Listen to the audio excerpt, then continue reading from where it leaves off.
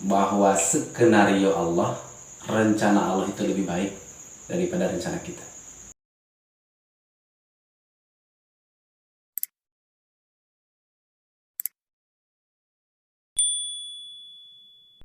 Assalamualaikum warahmatullahi wabarakatuh. Salam sahabat Jurnal Pemuda. Bagaimana kabarnya hari ini sahabat? Semoga diberikan sehat selalu. Sebelumnya kita telah mendengarkan cerita-cerita tentang pengalaman mistis dan pengalaman seru dari berbagai seorang pemuda. Kali ini kita akan dengarkan cerita tentang pengalaman dari Kak Cucu nih. Kira-kira ada gak cerita pengalaman Aan waktu dulu yang bisa bermanfaat untuk sahabat kita yang di rumah? Kalau pengalaman Iya, ya, kalau pengalaman. pengalaman ada sih banyak waktu masih muda lah gitu kan. Seru kayaknya ya. Ya mudah-mudahan lah. Pasti udah gak sabar kan?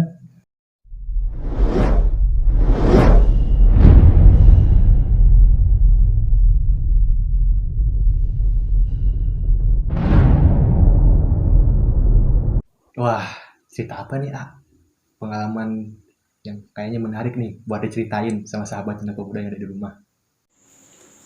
Ini pengalaman ya sebenarnya masih masih hangat lah ini pengalaman saya waktu kemarin-kemarin gitu kan bersama istri sebenarnya di jalan-jalan. Terus kebetulan itu hari Minggu, hari libur lah. Kalau nggak salah 2 minggu ke belakang.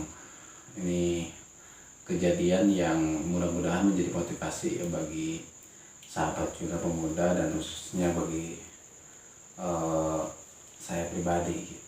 Pada saat itu kebetulan hari Minggu, sebenarnya hari Minggu itu biasanya saya sama keluarga ataupun sama istri itu ke rumah orang tua. Biasa silaturahmi setiap seminggu sekali, silaturahmi ke orang tua, ya menjenguk orang tua lah, keadaan orang tuanya kayak gimana. Tapi pada saat itu memang sih pagi-pagi ada kegiatan dulu seperti biasa, ada kegiatan ya kita saling bantu lah. Nah, jam 10-an itu, jam 10 pagi kami berpikir sama istri itu, kayaknya nggak jadi ke rumah orang tua nih gitu kan. Sepertinya kita ada kegiatan lain nih. Oh iya, kalau gitu kata istri, ya udah kita ke daerah tempat anu aja. Dan kami pun sebenarnya membawa pesanan eh, teman istri saya gitu kan, ya kupat tahu lah atau ketoprak lah bahasanya, ketoprak pesanan teman istri saya gitu kan, 2 bungkus lagi gitu kan. Akhirnya ya karena di cancel karena teman istri saya lagi di luar kota, akhirnya ya nggak jadi eh, ada keperluannya dengan teman istri saya gitu kan. Ya akhirnya ya kita jalan-jalan aja gitu kan di salah satu tempat rekreasi, kami ya jalan-jalan aja. Setelah nyampe di tempat rekreasi, ya karena kita juga bawa pesanan teman istri saya, ini gimana ya gitu kan. Saya nanya sama istri ya, ini makanan nggak, siapa yang mau makan nih gitu kan, mubadir. Ya udah nanti dimakan aja gitu kan setelah pulang dari rekreasi, rencananya gitu setelah pulang dari jalan-jalan gitu. Ya di tempat rekreasi itu ada masjid, kita istirahat dulu di masjid gitu kan.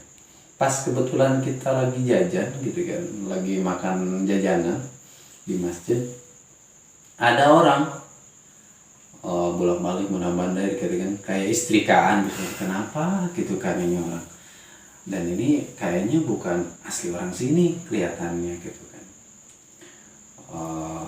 Kenapa gitu kan, kayak yang lihat kita itu pengen ada yang mau disampaikan gitu, liatin kita terus gitu kan. Ya sebenarnya kita risih ya diliatin orang gitu kan, kita juga lagi makan jajanan diliatin ada apa gitu kan. Ya kita berinisiatif, kita kasih makan aja yang dipesan sama teman istri saya gitu kan. Ya apa ini makanan, ya mudah-mudahan gitu kan bermanfaat buat bapak gitu kan, kasihlah makanan gitu kan. ya dibawa gitu kan dimakan. Dari kejauhan kita lihat kayak orang lapar gitu gitu. Lalu bagaimana setelah dikasih makan orang itu, apakah ada tanya-tanya dulu gitu, ngobrol sama dia, ya dari mana asalnya gitu. Kita setelah dia makan, sempat karena saya bertanya sama dia gitu kan, Pak, kata saya itu, Pak, mau nanya nih, sebenarnya Bapak dari mana gitu kan. Si Bapak itu akhirnya bercerita lah gitu kan tentang asal usulnya kenapa bisa di tempat itu, di masjid dia pulang pergi gitu kan dan terlihat lapar gitu kan. Akhirnya dia menceritakan yang sebenarnya. Jadi kata si bapak-bapak itu ternyata dia berasal dari salah satu daerah yang dimana dia mau silaturahmi ke saudaranya yang berbeda daerah tentunya. Itu lumayan lah memakan waktu sekitar hampir 7 jam ya dari tempat dari rumahnya ke rumah saudaranya. Berangkat dari rumahnya baru sampai ke salah satu terminal ya, itu memakan waktu sekitar 5 jam. Nah, karena perjalanan yang jauh, dia turun dari bis, istirahat di salah satu persinggahan yang ada di terminal. Nah, dia istirahat beberapa menit lah gitu kan. Tapi karena saking capeknya dia tertidur gitu kan. Pas bangun-bangun, dompetnya hilang.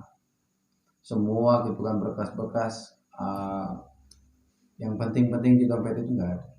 Yang nyisa itu cuma HP, ya itu juga HP yang lama ya, HP yang jadul, yang mungkin ya yang maling juga mikir-mikir ngambil yang HP yang kayak gini nggak ada berharga gitu kan. Ya setelah si bapak ini gitu kan dari Kapolsek mendapatkan surat pengenal sementara, akhirnya dia luntang lantung di daerah tersebut ya. Akhirnya si bapak itu pergi ke masjid yang dekat rekreasi itu. Sampai-sampai dia itu 2 hari nggak makan. Hari pertama dia puasa, masih sanggup untuk berpuasa ya. Namun hari yang kedua dia nggak puasa. Ya dia nggak makan, cuma minum air keran aja gitu. Sampai-sampailah di sore hari itu pada pukul 16 itu ketemu dengan saya. Gitu kan. Pasti sampai dia itu menyodorkan kartu surat pengenalnya gitu kan, yang sementara itu dikasih namanya Agus dari salah satu daerah ya, jauh banget gitu kan ya saya cerita, dia menceritakan seperti apa yang tadi diceritakan. Wah, menarik sekali nih ceritanya. Mungkin pernah mengalami gak seperti itu? Sebenarnya setelah dia menceritakan dia seperti itu, menjadi flashback saya waktu itu. Jadi nostalgia, saya juga pernah luntang-lantung di salah satu daerah gitu kan. Kasasablah kata Sunda nama di salah satu daerahnya dia gitu kan. Dia di luntang-lantung daerah saya, Kebalik. ya. Saya juga luntang-lantung di daerahnya dia waktu itu gitu. Kira-kira apa nih hikmah yang kita bisa petik dari cerita barusan? Hikmah yang kita petik dari cerita tadi ya, yang pertama itu bahwa skenario Allah, rencana Allah itu lebih baik daripada rencana kita. Yang kedua yaitu pertolongan Allah. Pertolongan itu pasti ada selagi kita dekat dengan Dia. Yang ketiga, bahwa Allah itu maha mengabulkan segala permohonan kita. Makanya kita jangan bosan-bosan untuk memohon kepada Dia. Dari cerita pengalaman barusan, semoga bisa menjadi bermanfaat nih, khususnya untuk kaum muda yang sedang menyaksikan channel kita nih. Terima kasih ya sudah menceritakan pengalaman. Itulah cerita dari pengalaman Cucu. Semoga bermanfaat khususnya bagi sahabat Jurnal Pemuda yang sedang menyaksikan dimanapun Anda berada. Terima kasih sudah menyaksikan. Salam sahabat Jurnal Pemuda.